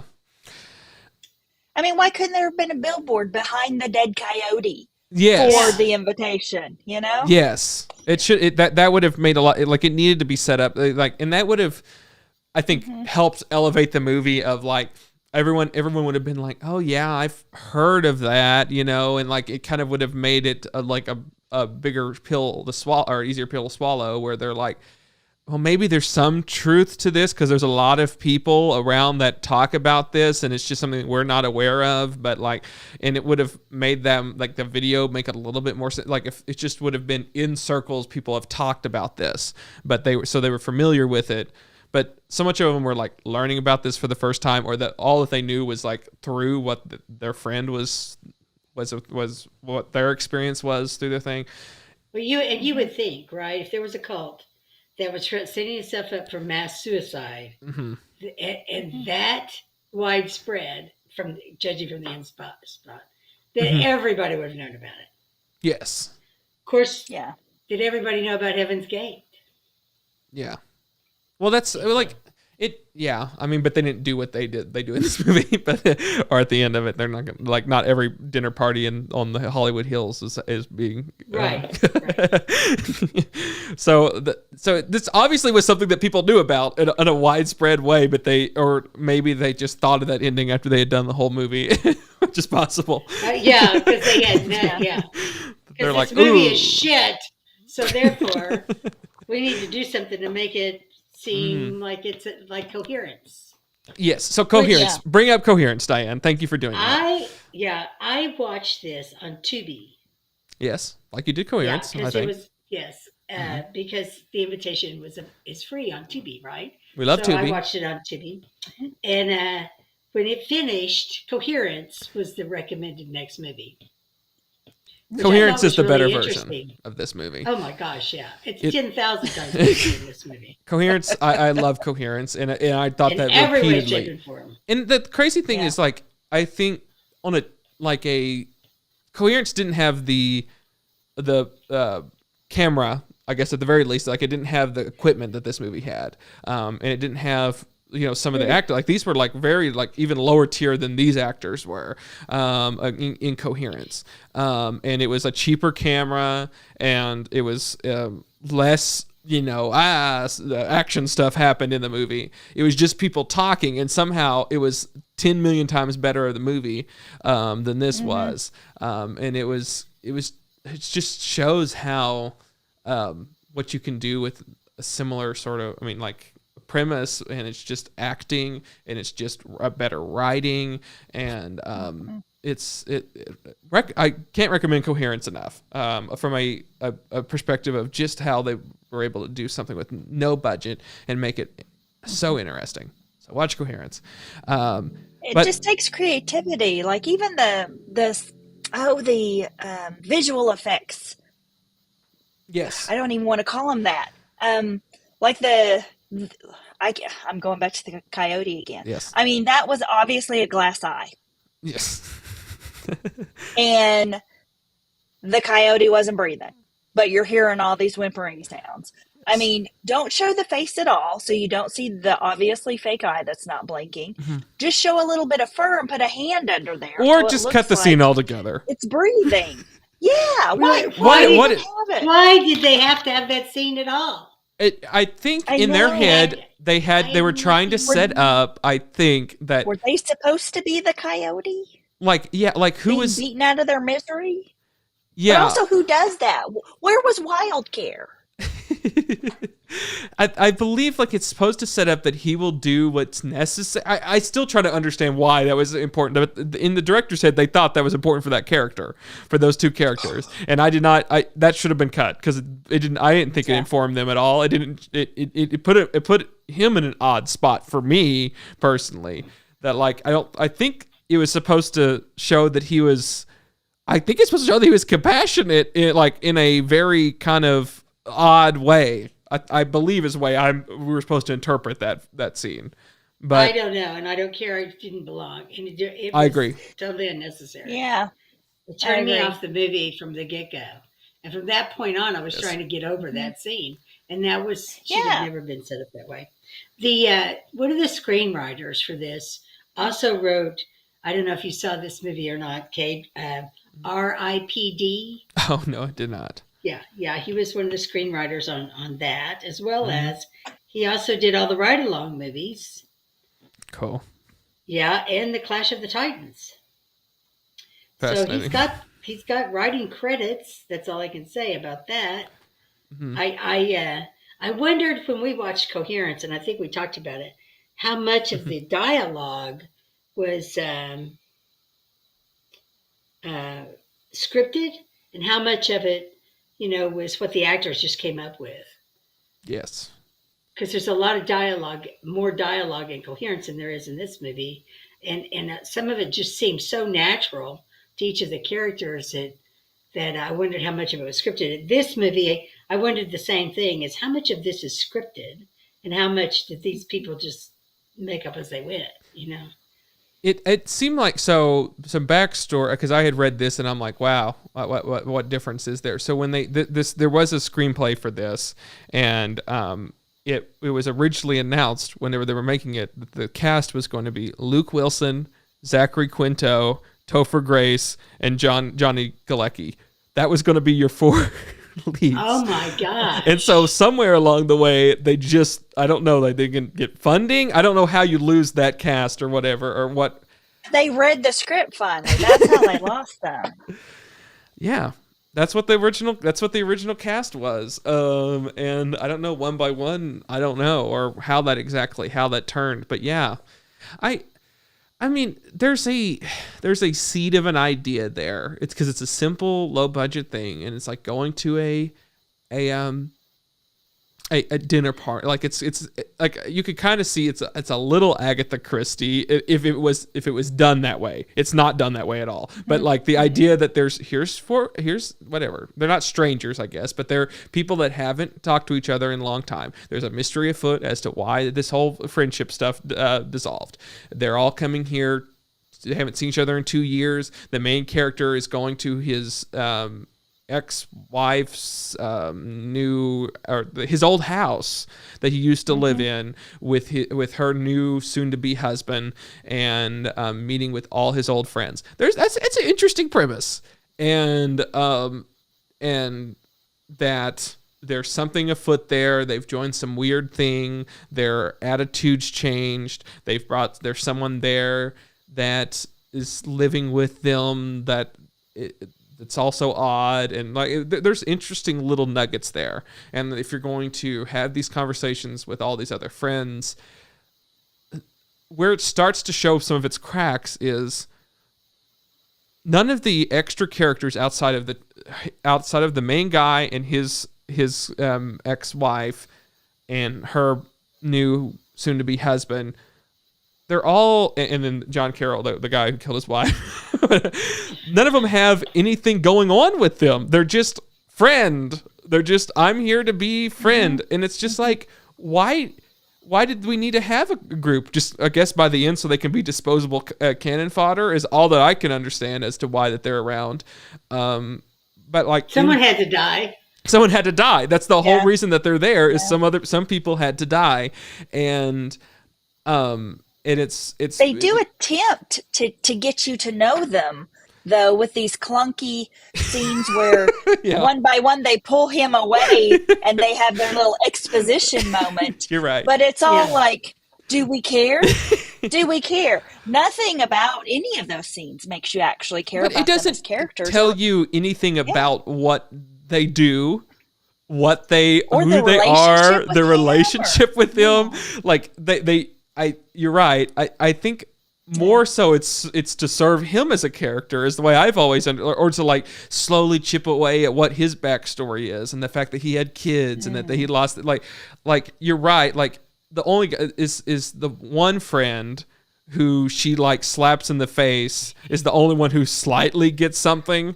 And it's just the fact that she was mean to him and said that no one cares about what he thinks and that he's a jokester. That's brought up. He's like, he always makes light of things.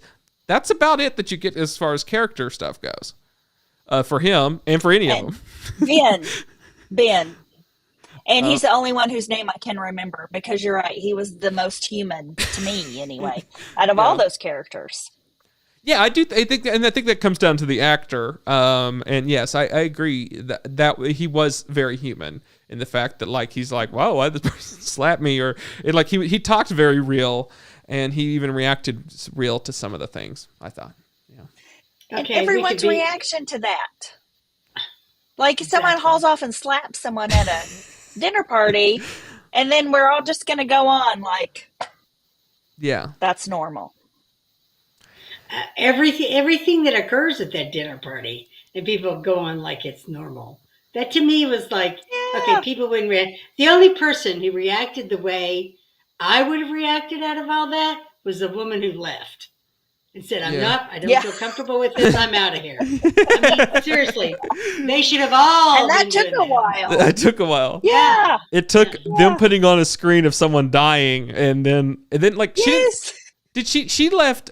Oh, so they died, and then he says that he killed his wife, right? She was there for that too, wasn't she? Mm-hmm. And then she leaves after that. Whenever they all start, she's like, "Okay, now we're going to share what we want and everything." And then those get a little bizarre, and that's the moment she's like, "And I'm done."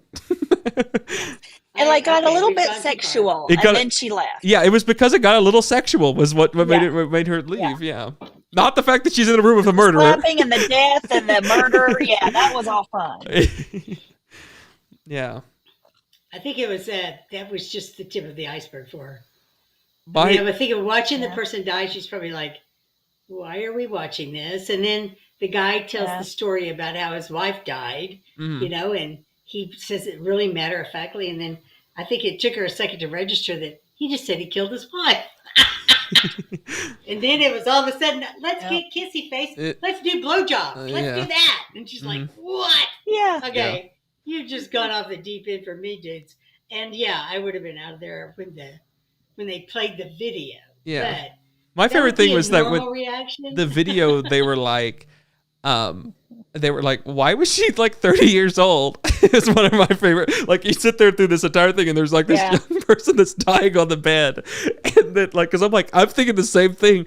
And then, but like, I thought that was somewhat well done of them like, like that not being talked about. And then, at least they noticed. They're like, wait a second.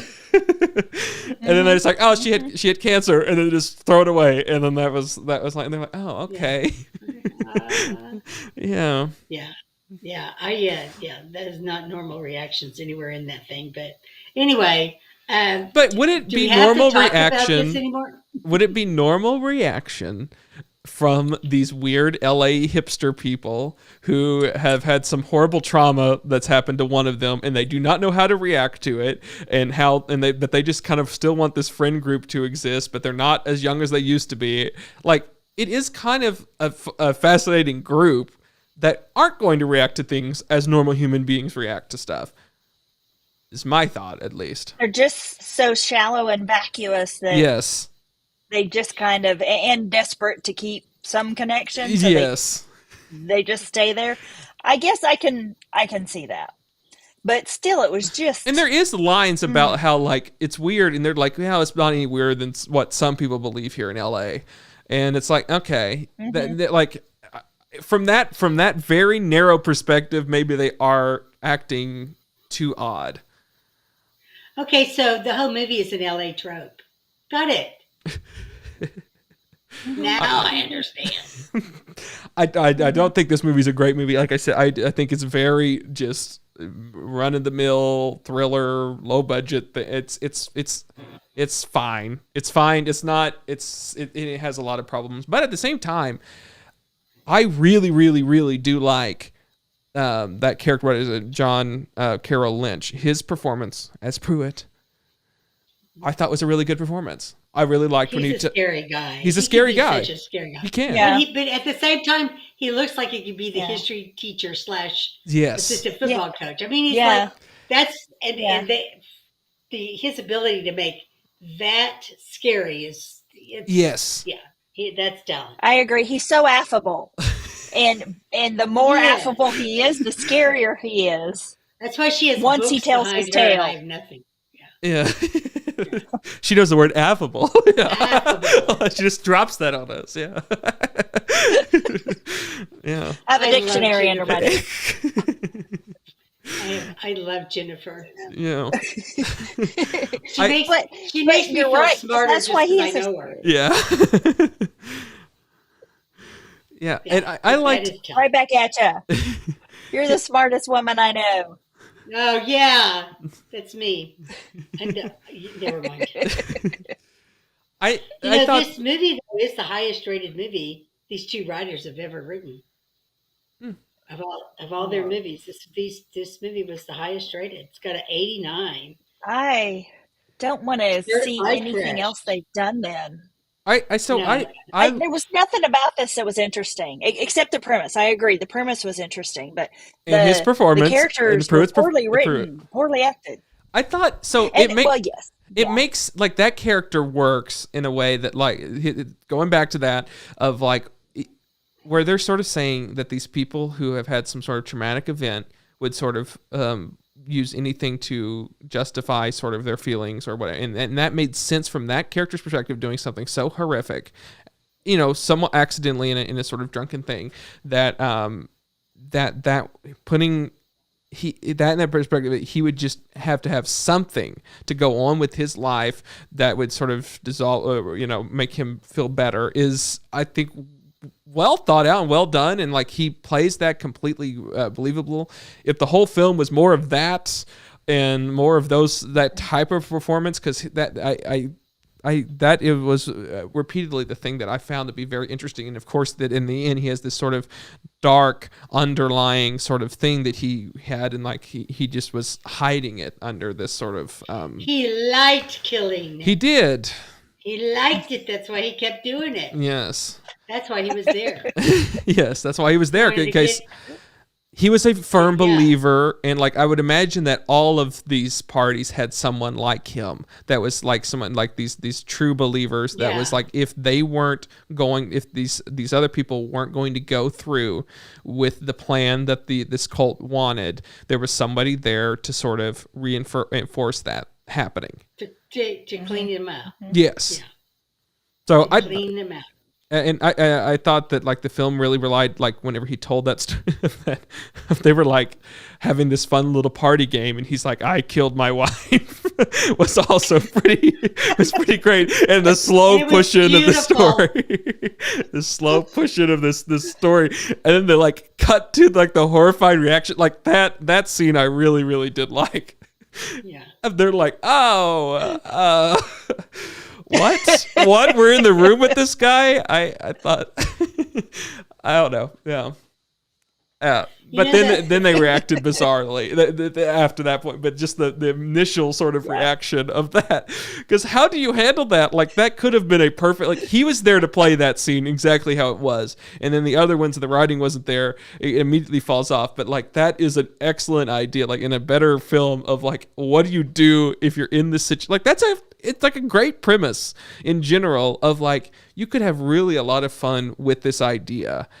and a lot of fun with how these types of people, even like you can still set it in LA and everything, of like how these types of people would react in a situation of like, okay, we got to be a little polite because I got to get out of this situation as best I can. And yeah, I think there was a lot of fun they could have had, but yeah, they didn't handle it perfectly or even, yeah, I agree. Okay, Diane, would you recommend this movie? No. Oh, okay. No, I was looking to see where it was filmed. There's gonna be more. To me, the best thing about this movie is the house. Yeah. I love the house. The house is great. The house is beautiful. The opening credits, like where it's like this like slow shutter sort of thing, and they're going through the tree and all that. That was kind of a cool little thing. Just a fun fact. I like that effect. Yeah. But nothing else really had that sort of. It's sad whenever I kind of end up liking the intentionally bad cinematography of The Visit.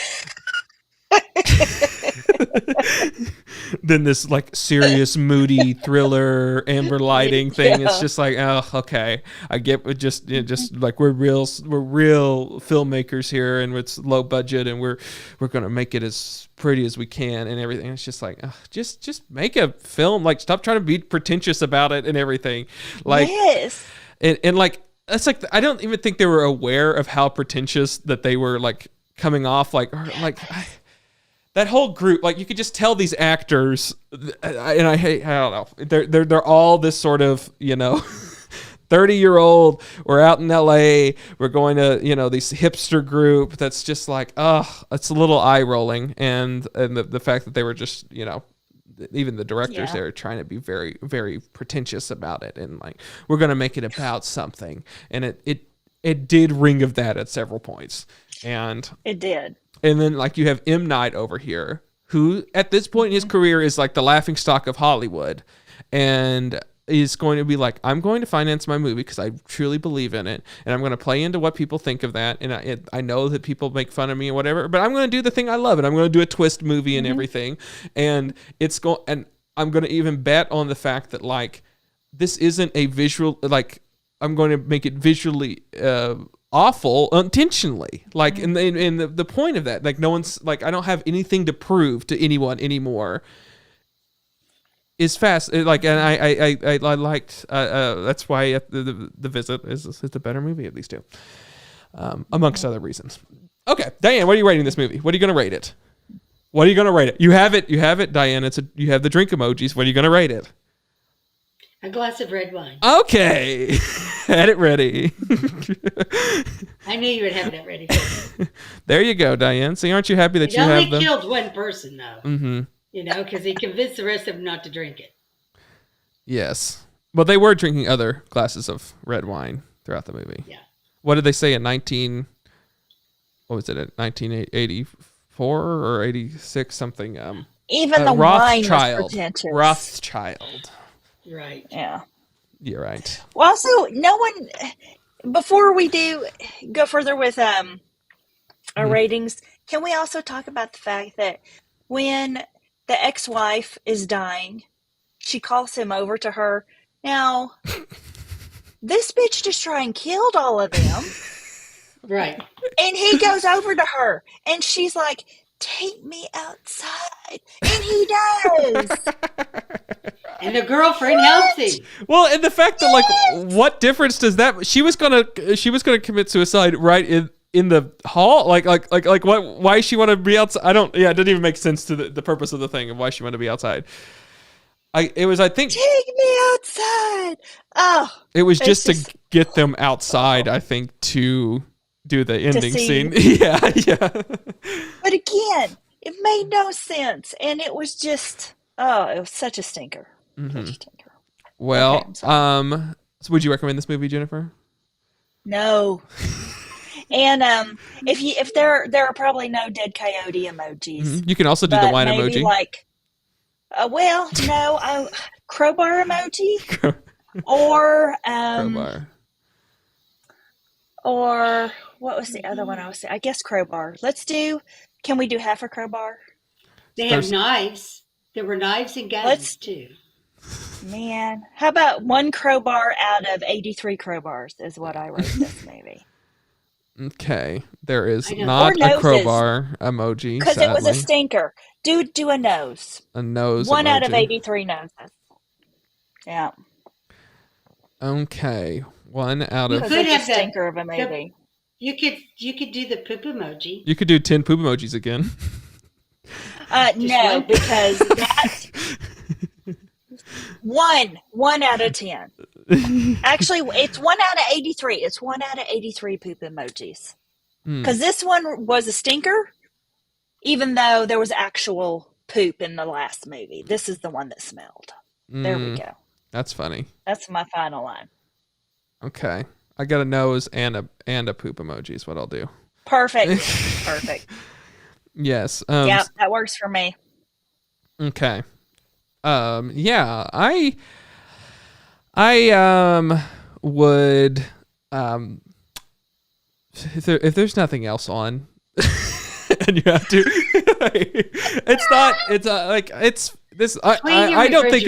I don't think this is awful. I agree with There's nothing Diane. else on. Turn off the TV. Really. Take a nap. It's I think it's well worth just seeing whatever. I keep forgetting his name because he's great. John Carroll Lynch. His performance is well worth it. If you could find just a compilation of just that scene and I thought he was good at it, and I thought that was good. It is eye rolling. It is pretentious. It is, but like hollow pretension because there's nothing to really be pretentious about because it's not good. It's not awful. I have seen 20 million movies worse than this. So I can't say it's bad. It's just it's nearing bad though. it's very very close to just falling there. And otherwise I just think it's meh. It's by far not even the worst movie we've seen here on this show, in my opinion. But with that in mind, let's see here. Diane, this is why you are brave to be a regular. Yeah, because I can't believe some of the shitty movies he's had me watch. But that's at right. the same time, I really enjoyed the visit, and I'm glad I got to. You're right. Yeah. I'm sorry, Diane. I mean, like the headline is that I think Diane also agrees not the worst movie we've seen. And so. So, anyways, and to cap it all off, I'm encroaching into your territory, Diane. I'm also going to give it a wine glass. Oh, well, I thought you were going to use a knife or a gun. Nope, I want to take one of your drinks, Diane. Oh, well, feel free. So, since you guys were having this fascinating discussion about this movie, if that's what it's called, I went and looked at the house it was filmed in. Oh, okay, yeah. And it just sold in March for $3.5 million. I know it's in Los Angeles. Yeah. Right. In the terrace, and if you look at Zillow, you can see pictures of it and everything. The street view's not much because it is in a wooded area, but it has some of the interiors, and it is beautiful, beautiful home. So I guess from the perspective of you forced me to watch this horrible movie, Cade. But I did get to see a beautiful house. And did that guy walk throughout it and then get stopped by a friend and talk for 5 minutes for a whole scene at that scene and then move slightly to another room and then get stopped and talk to another friend for 5 minutes and then walk out of it and then get stopped at a stairway and say, hey, can we sit at the stairs right here? And they're like, sure. And so they have a 5-minute scene just sitting on a stairway. Boy, did that happen throughout this movie. It did. And they had to run through the entire movie to get to a door that wasn't there. Yeah. That's when I thought, okay, the aliens are coming now. Yeah. It's going to be aliens. I just love how we sit there for like several minutes. Like, the lady who talked at length for like a 5-minute scene of just them sitting on a stairway. And then I believe she's the one who left. Know nothing about that lady. No, nothing. No. Zero things. She's the only one who made an active choice in the movie and know absolutely nothing about her. Yeah. I assume Pruitt killed her, but you're right. We don't know for sure. We don't know We what don't happened know. to her. Yeah. Yeah. We kept waiting for Pruitt to kill her. But what's her story? What is anything about her She other was a than she was a doctor. friend? Oh, she was a doctor? Oh boy, did I was a forget that. was a Okay. doctor. So what did did I miss that? What's the main guy do? I don't know. He was just in Mexico where Eden met him at a grief camp thing she went to. Yeah. He was there. He somebody said had- at one point he was a record producer. No, the boyfriend. The boyfriend said he was a record producer, right? Yes. Oh, you mean Will? I The thought Will, that's who we were talking no. about. I have no idea. The Will, the main guy. Yeah. Yeah. I don't know. what He's he a did. roadkill killer. He goes by and he beats roadkill to death. That's what he does. Yeah. It's the only thing they showed us that he does. That's what I mean, yeah, There's a crowbar around it, or tire iron, and beats roadkill. yes, that's about all that I Yay, know he the does hero. in his Yeah. Yeah, that's it. Yeah. And so what's the story? So like he leaves, they have this horrible, we don't even know what the kids die, right? But do we know how the kids die? Did I miss? Sometimes I feel like I miss parts of these movies. Yeah. Well, they had these quick flashbacks. Yes. And there was a party for the kid, evidently, and the kid died at the party. But he didn't say necessarily how he died. He didn't fall into a swimming pool and drown, but I'm not sure how he died. But he died I at don't his own remember that. birthday party. Okay. Yeah. That was the And part I did not doze through. okay. You know, you got to keep that. You know, when you're considering movies to torture me with, you probably want to keep in mind that I can doze off pretty easily because I'm sundowning. Yeah. Which we haven't even talked about the crazy girl who did that shit. What the? In the Invitation movie, the crazy girl. Oh. Mm-hmm. That was living with him? Yeah, Must have she been was him. just out there. But she was as bad as the rest of them. I mean, nothing about her was believable to me. She was just like standard Hollywood crazy girl. Yeah. But she was from Mexico. Yeah. They found her in Mexico. Maybe she was At the one who was the supposed cult somewhere. Yeah. Maybe she was supposed to murder someone. That doesn't look like a nose at all on my screen. That's what it's supposed to be. I'm sorry, but you know, Cade, Diane, you're gonna You're get gonna us. have You're gonna get us YouTube knocked off of On your YouTube. side. You're gonna have us knocked off of YouTube, Diane, if you say any more. it doesn't. Diane, you cannot say any more. And you got to look to the kill emoji. Which, Cade, come on, dude. Take it up with Apple. That's what Apple's nose emoji looks like. We could have made it flesh colored, but we did not.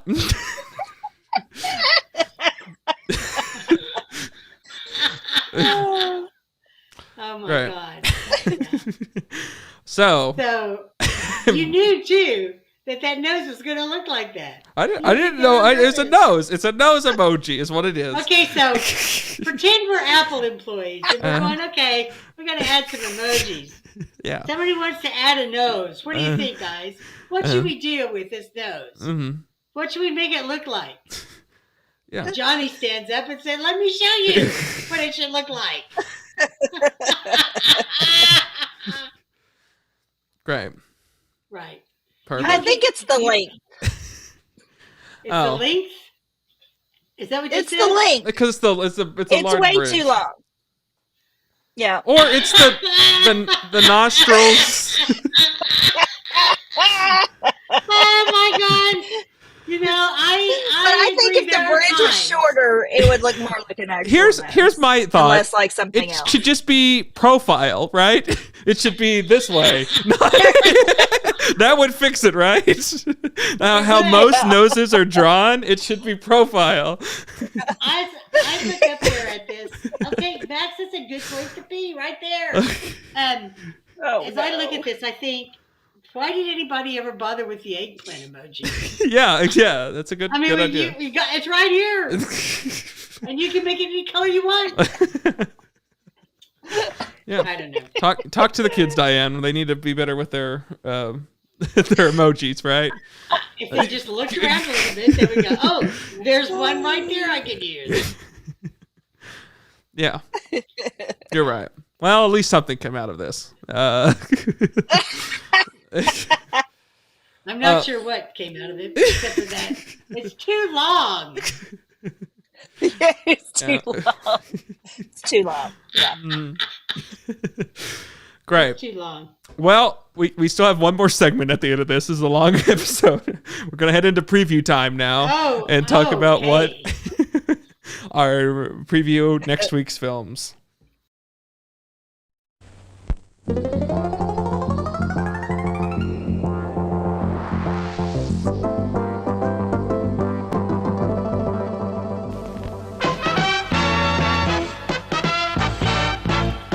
And now, preview time.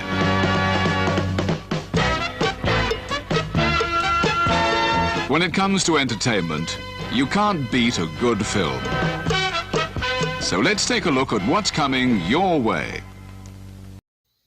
Let's take a look at what's coming your way. Well, the two things Diane in the middle of that intermission was telling us all still about this film, the location, the house, and that. Do you think that the property value went up whenever they say that it was in the movie Invitation, or down? It looked like it went down. Oh, okay. I went back to look at the price history, and it's dropped. It's dropped. Since the movie came out. Oh, okay. I feel for the people. Mm-hmm. They're never going to let. Well, they sold the house, Yeah. so not only did it drop in value, they left bad vibes in it. Mm-hmm. Well, here to break some sad news to our audience here. We're not here next week. We're skipping next week. Going on a little vacay, as they say, as the kids say. So not doing it next week, but we will be back the week following that for our last 3 episodes of this season.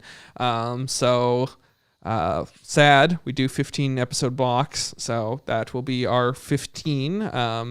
We have 3 more weeks following next week. Next week we're off, and then we'll be back for our last 3, and then we'll wave goodbye until we go to our next season after that. But we will be on a break after that too. So enjoy these 3 when we come back 2 weeks from now. But 2 weeks from now gives you extra time to watch the movies Drive and The Neon Demon.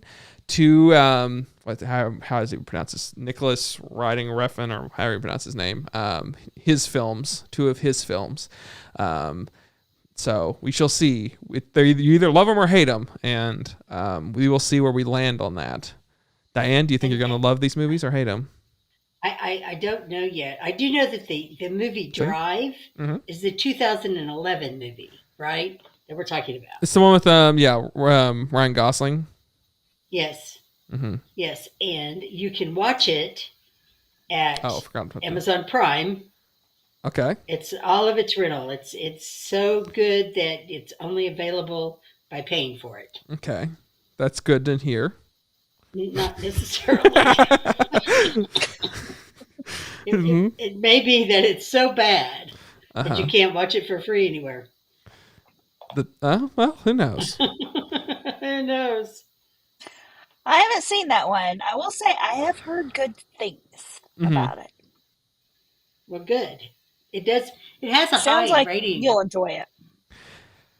Yes, I've heard that that's sort of his best film, and then like everything after is not as great. But we will see. You either love or hate it. So we will see. We'll watch 2 of his things, and then the Neon Demon. Do we know what that's on? Yeah, the Neon Demon has Elle Fanning in it. It does. It's kind of a horror film within the modeling industry. Yeah, and again, it's only available by paying for it. It's on Prime. Amazon. It's free on Amazon. I looked at it. It's an Amazon original, so they bought the rights to it. And so it's on Amazon Prime. So cool. And it has a 58 rating on Rotten Tomatoes, but 70% the audience liked it. Oh, well, good. So, yeah. It's another one of these films. I would say, Ava, if Ava was listening, don't watch these. These are particularly violent. I know there's one scene people talk about, Neon Demon. That's supposed to be. Can't wait for Diane to react to it. I hope that's I know nothing about the movie outside of that. It's one of those movies that it gets boiled down to one scene. So we will see how that is. But we will be there 2 weeks from now to talk about those two films, and then be back for 2 more episodes after that, and then we're done for the season. But okay, Jennifer, since it'll be your last time for this season, have you enjoyed this season of Double Feature Movie Club? I have to say, yes, I have. And The Visit kind of makes up for all the others. Okay. We've had some really good ones. We've had some stinkers here and there, but we've had some pretty good films thus far. Don't you agree, Diane? Yes. We've had some good ones. We've had some stinkers. And I can't wait to use the nose emoji again. Diane, I think we might have to officially retire the nose emoji. Oh, no. I want it in every color. Might have to, because of this conversation, have to officially retire the nose emoji. It has been... Once again, Jennifer has ruined something for everyone. Just ask for the eggplant next time, Diane. I like it the fact that the nose is so much more subtle. Maybe that's why the kids didn't use it. Yeah, it was too obvious. Maybe Too on the nose. Too on the nose. Too on the nose. This is what I love about Jennifer. Yeah, she is smart and she's fast. Yeah. So, Cade, where are you going on vacation? And we'll see you next week. This has been Double Feature Movie Club. Be sure to click all of the buttons. Correct? All the buttons. Like, subscribe. Yes. If you listen to us podcast and want to see us in video, I know Jennifer hates seeing us in video, but you can. It's because of the nose emoji. Yeah. You don't get to see the emojis if you're not watching on our YouTube stream, youtube.com/Cade Thomas, or on Twitch. We're also on Twitch, twitch.tv/the Cade Thomas. But if you don't watch us, you don't get to find out about how a middle-aged woman and a granny just realized that the nose emoji is better than the eggplant emoji. It was a dawning thing. Diane, could you please? We've retired the nose emoji. Stop speaking about the nose emoji. Could no longer be brought up. Okay. Well, great. I'm trying to close the show, and you keep bringing up the nose emoji. Thanks again. Bye. We're done. See you in 2 weeks. This has been Double Feature Movie Club.